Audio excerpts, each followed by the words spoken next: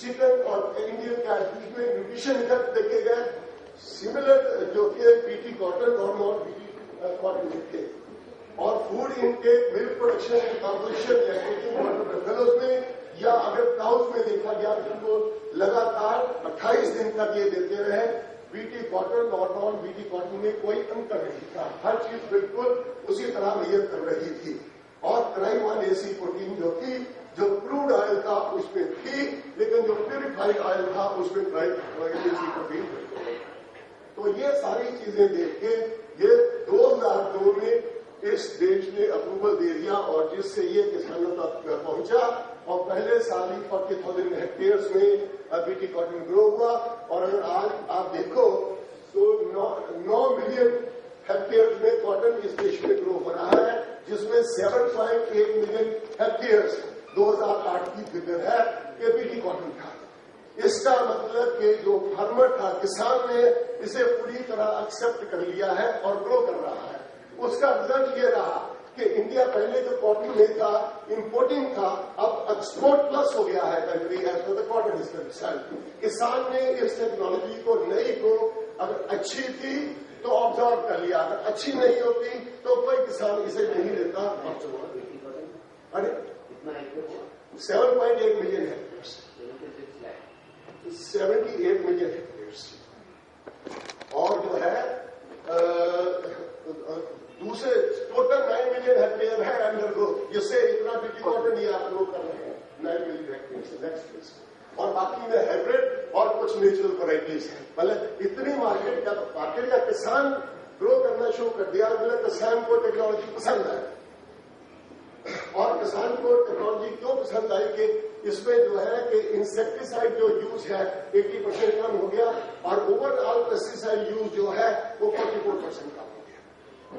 उसमें उधर से सेविंग हुई। अगर इधर थोड़ा बहुत बढ़ोतरी हुई, उस दोनों को कंपैरिजन करते हुए किसान को लाभ हुआ। और कोई भी आदमी लाभ के लिए कार्य करता है, किसान जो इतनी मुद्दत से क्रॉप ग्रो करता है तो लाभ के लिए ही आगे बढ़ना चाहता है। दूसरी मैंने एग्जाम्पल ली है GM ब्रिंजल, जो रेगुलेटरी बॉडी से क्लियर हो गया, अभी देश में इंट्रोड्यूस नहीं हुआ। और उसमें क्या क्या देखा गया, बीटी कॉटन की तरह इसमें भी क्राई 1AC जीन है, दोनों में कोई अंतर नहीं है। और ये जो इसमें बीटी ब्रिंजल में जो है ये फ्रूट और शूट बोरो जो है दोनों को ही मारती है। और इसकी कंपोजिशन जो है, केमिकल कंपोजिशन फल में हो, पत्ते में हो, स्टेम में हो और रूट जो है उसमें हो, बिल्कुल नॉन बीटी कॉटन के साथ मैच करती है, कोई अंतर नहीं। और बीटी ब्रिंजल जो है नॉन एलर्जेनिक नहीं, पहले मैंने आपको दिखा दिया, जो कॉटन में भी क्राई 1AC थी। और इससे कोई नया कंपाउंड भी नहीं आता जिसकी एलर्जी हिस्ट्री हो। अब ये और जो इसके सेफ्टी टॉक्सिकोलॉजी स्टडीज की गई है, वे तो एक्यूट ओरल टॉक्सिसिटी स्टडी उस वक्त लिमिट स्टडी नहीं थी, तो LD50 देखी गई कि भाई इसकी क्या है, किस तरह में ये टॉक्सिक है। तो 2 ग्राम तक बिल्कुल ये सेफ था। 90 डेज जो रैट्स में टॉक्सिसिटी की गई ओरल रूट से, बिल्कुल जो कि नॉन बीटी था उसी तरह ही बीटी ब्रिंजल जो था एकदम मैच डेटा कर रहा था। जब बोर्ड्स में 90 डेज ओरल फीडिंग्स दी गई, उसमें भी कोई टॉक्सिसिटी दोनों में किसी किस्म की नहीं मिली। जब 90 डेज ओरल टॉक्सिसिटी इंटरप्रेट की गई, उसमें भी कोई बीटी ब्रिंजल और नॉन बीटी ब्रिंजल में कोई अंतर नहीं था। वही हमारा कंपोजिशन एनालिसिस कर रहा था। हमारा ये है कि देखना दोनों में किसी स्टडी में कोई अंतर आ रहा नहीं रहा। अगले जो फिर हम जो एलर्जी के लिए देखते हैं एक्टिवेटेनियस एनाफिलेक्सिस टेस्ट है, इसमें भी दिखाया गया कि दोनों में ही बीटी और नॉन बीटी हाइब्रिड थे, किसी में एलर्जी नहीं थी। ये रिपोर्टिंग टेस्ट था। और स्किन में इरिटेशन तो नहीं, ये रैपिड टेस्ट था जिसमें देखा गया कि बीटी और नॉन बीटी ब्रिंजल में किसी में भी कोई स्किन को इरिटेशन नहीं। अगली स्टडी ये थी कि म्यूकस मेम्ब्रेन जो फीमेल लेबोरेटरी है, उसमें देखा गया कि किसी तरह की म्यूकस मेम्ब्रेन में इरिटेशन नहीं थी। अगली स्टडी फिर ये देखा गया कि जो बीटी ब्रिंजल जो है उसके एल्कलाइड प्रोफाइल जो है ये बहुत इंपॉर्टेंट चीज है। एल्कलाइड प्रोफाइल जो है बीटी ब्रिंजल और नॉन बीटी ब्रिंजल में देखा गया, दोनों में कोई भी वेरिएशन नहीं था। जितनी मात्रा में उसमें थे उतनी मात्रा में ही दूसरे में थे। अगली फिर जो है food safety verification, nutritional studies इसमें की गई। न्यूट्रिशनल स्टडी जो फिश कार्प में पहले 45 दिन फीड करके देखा गया, बीटी और नॉन बीटी ब्रिंजल में कोई अंतर नहीं था जैसे ग्रोथ पैरामीटर्स कंसर्न थे। चिकन फीडिंग स्टडी में भी ग्रोथ परफॉर्मेंस और न्यूट्रिशन यूटिलाइजेशन थी, उनमें कोई अंतर नहीं था बीटी और नॉन बीटी ब्रिंजल में। काउ फीडिंग स्टडीज जो थी जिसमें आप देखते हैं कि फूड इनटेक कैसी है, मिल्क प्रोडक्शन कैसी है, मिल्क कॉन्शियस कैसी है, कोई एडवर्स इफेक्ट तो नहीं हुआ, उसमें भी बीटी और नॉन बीटी में कोई अंतर नहीं था। फूड कुकिंग स्टडी जो है क्योंकि बीटी प्रोटीन जो थी अनडिटेक्टेड बिल्कुल नहीं मिली कुक्ड फूड में फर्स्ट सैंपलिंग पॉइंट, और फर्स्ट सैंपलिंग पॉइंट होता है 1 मिनट में। अगर आप 30 सेकंड में भी देखो तो मिलता नहीं, किसी तरह का भी कुकिंग मेथड हो। अगर आप रोस्टिंग करोगे तो रोस्टिंग में जो खत्म होती है वो 5 मिनट में खत्म होती है, लेकिन कोई भी कुकिंग मेथड है उसमें 1 मिनट में आपको नहीं मिलेगा। अगली ग्रोथ एंड डेवलपमेंट में देखा गया कोई भी डिफरेंस एग्रोनॉमी में मॉर्फोलॉजिकल टेस्ट जो थे दोनों में कोई नहीं था।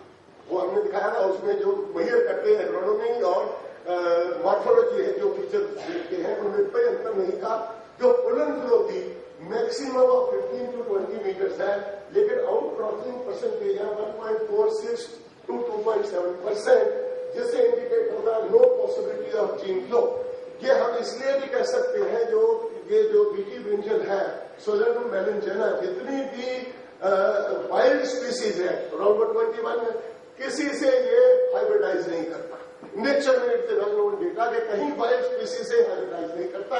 सिर्फ जो है एक सोलेनम इनकैनम है उससे आप लेबोरेटरी में हाइब्रिडाइज करवा सकते हैं विद डिफिकल्टी, और उसमें भी ये होता है कि अगर इनकैनम मेल है और मेलेंजेना फीमेल है तो मेल से फीमेल जाता है, तो उससे हमें कोई अंतर नहीं पड़ता। अगर हमारे बीटी वैरायटी में आ रहा है कोई भी चीज तो उसे हमें कोई अंतर नहीं पड़ता। अगर राउंड होता तो कॉज ऑफ कंसर्न हो सकता है। इसकी जो है कोई एग्रेसिवनेस या ग्रीडीनेस नोटिस 3 महीने जब फसल काटने के बाद उसे ये नहीं देखा गया कि बीड्स या और कोई एग्रेसिव बिहेवियर जो सॉइल में होता उसमें हुआ। अगली स्लाइड जो सॉइल एनालिसिस किया गया उसमें सॉइल बैक्टीरिया और फंगाई काउंट जो थे और सॉइल इन्वर्टिब्रेट्स जो थे बिल्कुल वैसे थे बीटी ब्रिंजल में और not BT brinjal growing areas में। नॉन टारगेट ऑर्गेनिजम्स किसी पे भी नॉन टारगेट पेस्ट पे या बेनिफिशियल इंसेक्ट्स पे भी उनमें कोई असर नहीं होगा। अगर बेनिफिशियल इंसेक्ट्स में भी असर होगा फिर भी हमारे लिए नुकसान नहीं है, किसी में कोई अंतर नहीं दिखा गया। अगली स्लाइड। अब मैं आपको कुछ और ज्ञान की बात बताना चाहूंगा इन दोनों से जरा हटके कि क्या चीज है।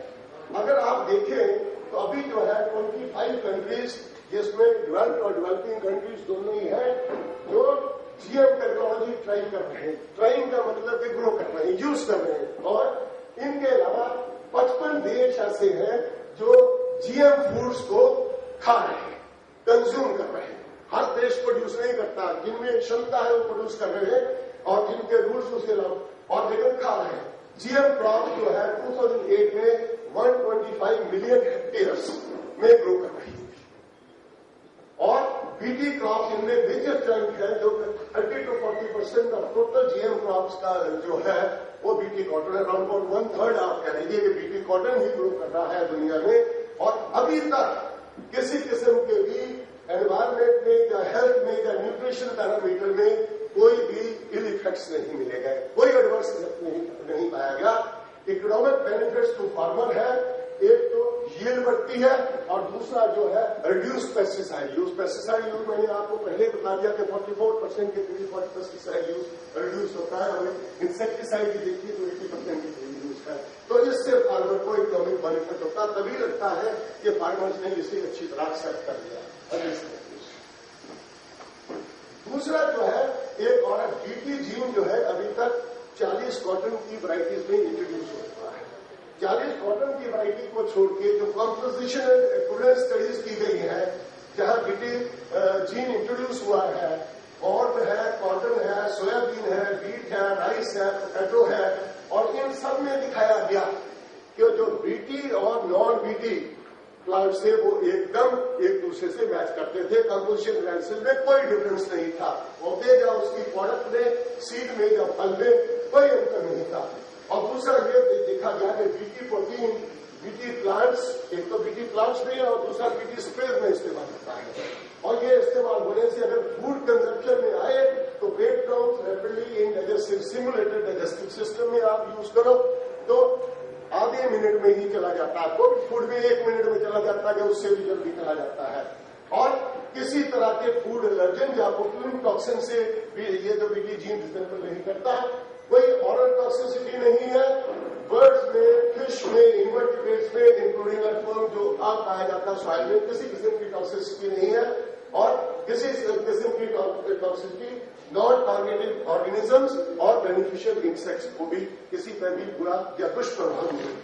अगली स्लाइड। अगर आप बीटी की हिस्ट्री देखें तो बीटी जो थी बैसिलस thuringiensis जो था, ये डिस्कवर हुआ जापान में 1901 में। 1956 से ये स्प्रेड में भिन्न भिन्न देशों में इस्तेमाल हो रहा है। पॉलियर पे आप इंसेक्ट को किल करने के लिए इस्तेमाल करते हैं।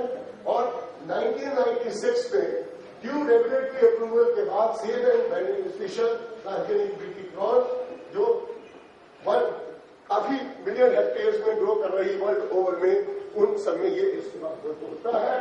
और 2001 में इसने 100 साल कंप्लीट कर लिए। इन 100 सालों में बीटी जीन का कोई भी नेगेटिव इंपैक्ट नहीं मिला, जिस क्रॉप में भी ये इस्तेमाल हो रही है। अगली